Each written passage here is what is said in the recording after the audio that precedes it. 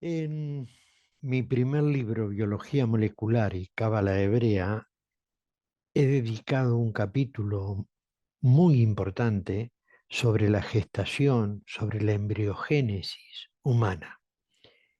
Y lo he hecho desde dos puntos de vista, desde un punto de vista científico y desde un punto de vista cabalístico.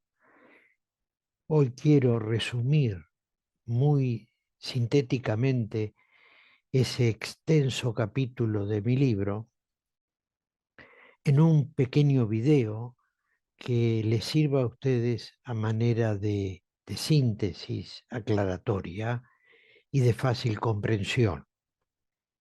Ya en el libro, el Sefer Yetzirah dice 10 sefirot de la nada, 10 sefirot de la nada. Las sefirot en el árbol de la vida son 10 y estas sefirot no son otra cosa que dimensiones de energía en todo el proceso de la creación. Y el Sefer Yetzirah es un libro que podríamos remontarlo a 2000, 3000 años antes de la era cristiana, en el cual se le atribuye, algunos autores se lo atribuyen al patriarca Abraham, otros a los esenios que se encontraban en las cuevas del Qumrán, donde posiblemente Jesús de Nazaret haya aprendido las enseñanzas a través de los esenios de el Sefer Yetzirah. Repito, el Sefer Yetzirah dice con 10 sefirot de la nada, con 10 dimensiones de la nada, Dios creó todo, creó el universo y creó al hombre. Teniendo en cuenta este capítulo, que es el segundo capítulo del Sefer Yetzirah, esta sentencia del Sefer Yetzirah, vamos a ver cómo se desarrolla el proceso de la creación, todo el proceso de la gestación en el ser humano.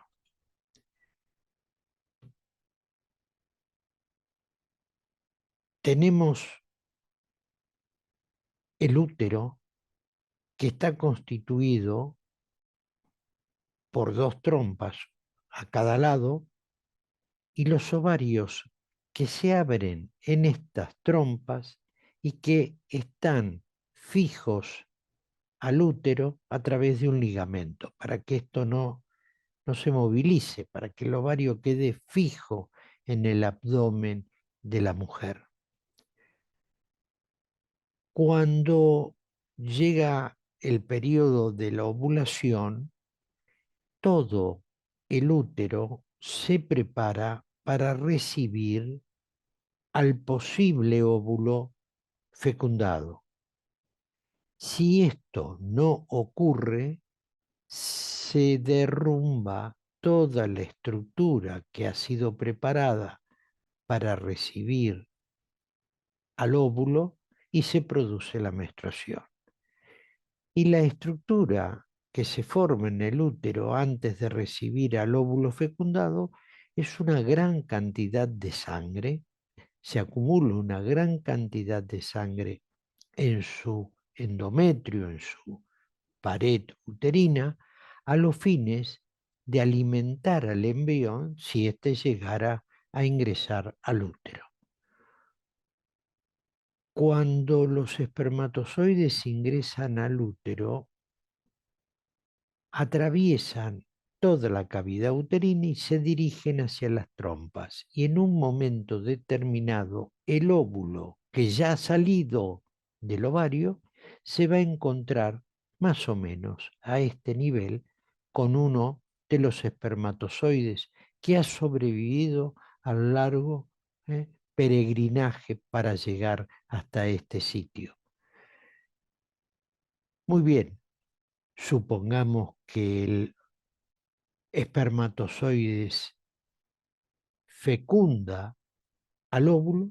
Entonces, este óvulo fecundado comienza ahora a descender hasta las paredes uterinas, donde se va a anidar y va a recibir la sangre, acumulada como alimento para sobrevivir dentro de la cavidad estos primeros instantes de vida.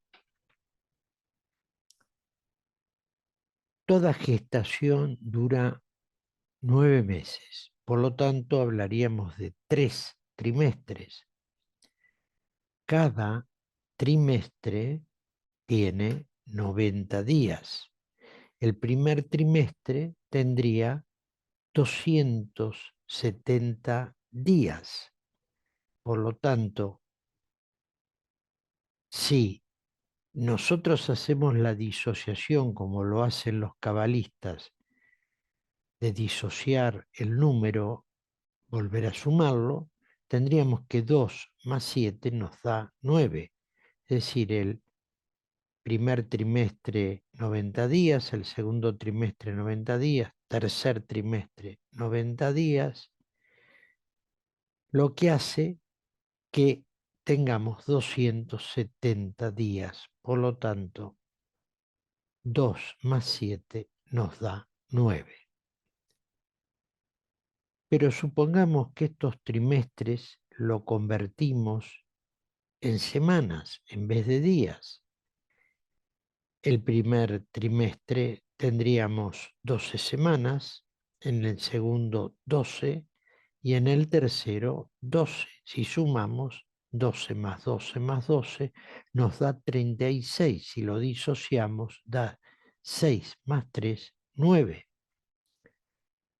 Pero supongamos que no se produce en 9 meses o en 36 semanas el alumbramiento. Supongamos que se prolonga una semana más, por lo tanto estaríamos en 37 semanas. Si ahora disociamos 7 más 3 nos da 10.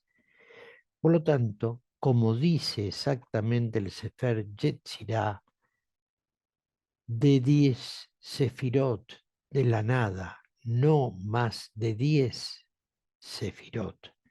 10 sefirot de la nada, 10 dimensiones de la nada, crearon el universo, crearon al ser humano. No puede pasar ninguna gestación más de esta cifra, de este número 10 o a lo sumo del número 9 de los 9 meses. Tenemos entonces una explicación mística que ya los sabios sabían que más de 10 dimensiones de energía no podía haber para crear algo. Era solamente necesaria 10 dimensiones. No había necesidad de más de 10. A lo sumo 9, porque en la 10ª dimensión ya el mundo estaba formado o el ser humano estaba formado.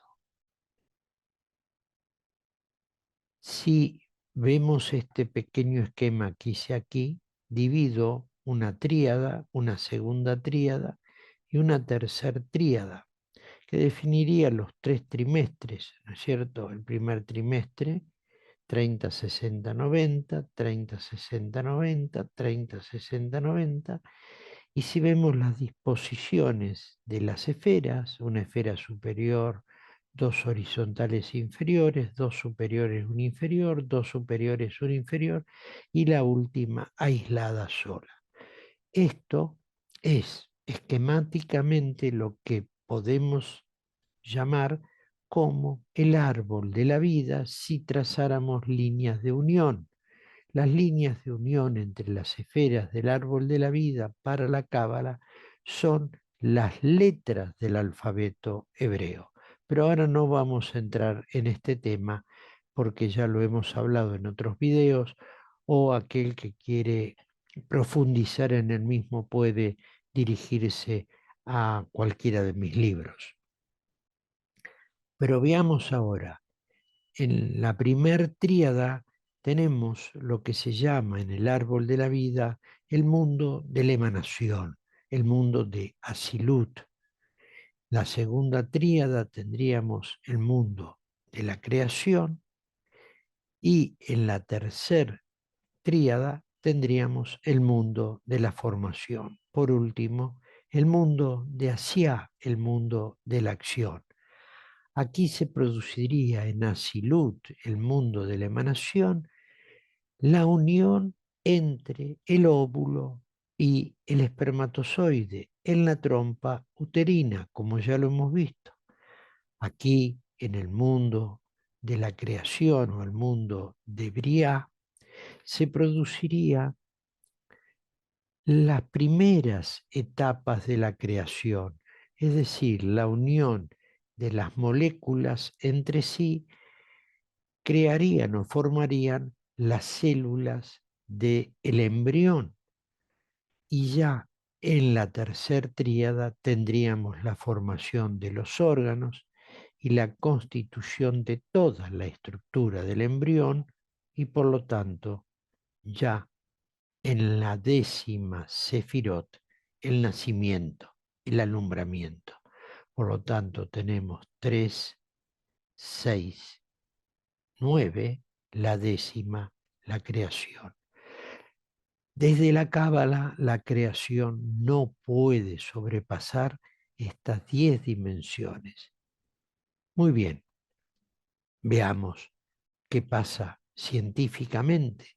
¿Por qué ocurre esto que la Cábala nos explica que no puede pasar más de 10 dimensiones, a lo sumo 9 dimensiones?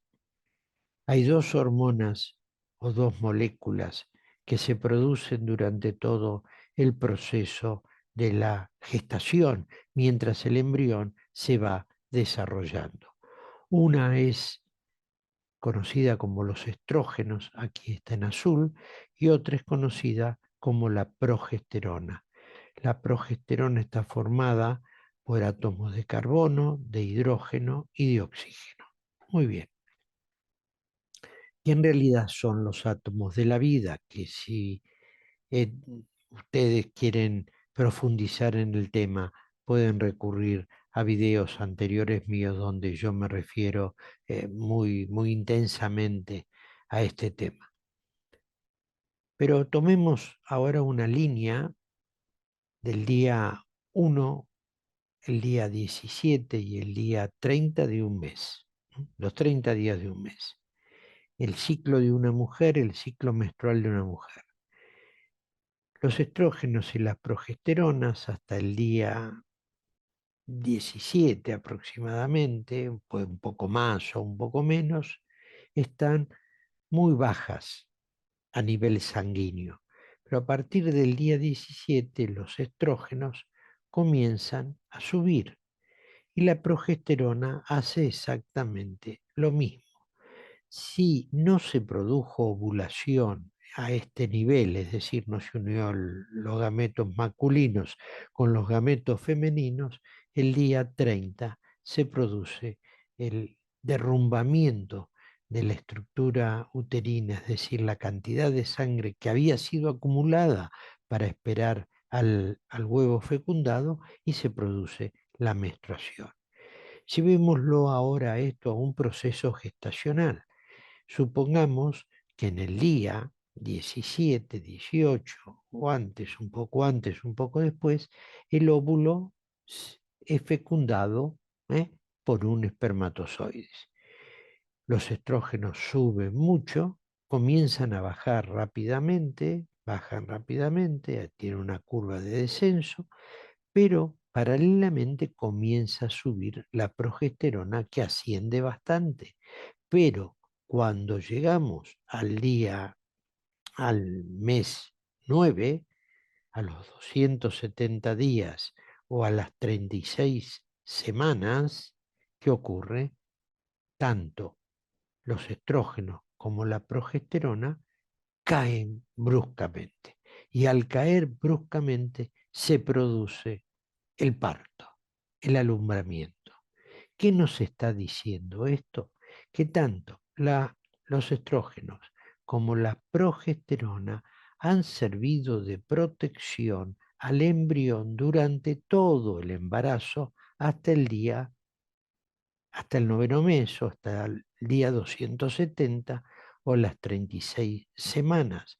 Por lo tanto, son hormonas que protegen al embrión, que protegen a el feto en todo el desarrollo gestacional. Este, este fenómeno es muy interesante para entender también por qué en los primeros 3 meses de gestación o de embarazo se producen la mayor cantidad de abortos, porque la progesterona, tanto como los estrógenos, están en niveles muy bajos de sangre. Pero sobrepasado este instante, cuando ya comienzan a ascender la progesterona, entonces ya los riesgos de aborto son muy pocos. Por lo tanto, la progesterona es una hormona que sostiene durante todo el periodo, el proceso de la gestación hasta el noveno mes. ¿Y por qué cae la progesterona en el noveno mes? Bueno, la respuesta la tenemos. ¿Dónde? En la Cábala. Aquí, porque toda gestación se desarrolla en estos tres mundos: el mundo de Asiá, el mundo de la creación o de Briá y el mundo de la formación o Yetzirá. Y de aquí no pueden pasar. De aquí el próximo salto es el alumbramiento o el nacimiento o el parto, como ustedes quieran llamarlo. Por lo tanto, la molécula protectora del desarrollo gestacional tiene que forzosamente descender, desaparecer de la sangre en el noveno mes, porque así la divinidad, la inteligencia suprema, el orden superior del universo lo ha determinado. No hay creación que pueda sobrepasar estas 10 dimensiones de energía. Parece a veces extraño, ¿no? Que el proceso de la creación responda a una lógica tan matemática, a una ley divina tan estricta, tan inquebrantable. La creación es un plan perfecto de la divinidad, un plan matemático donde los números se interrelacionan con las figuras geométricas, creando la forma y por fin insuflándonos la vida. Hasta la próxima.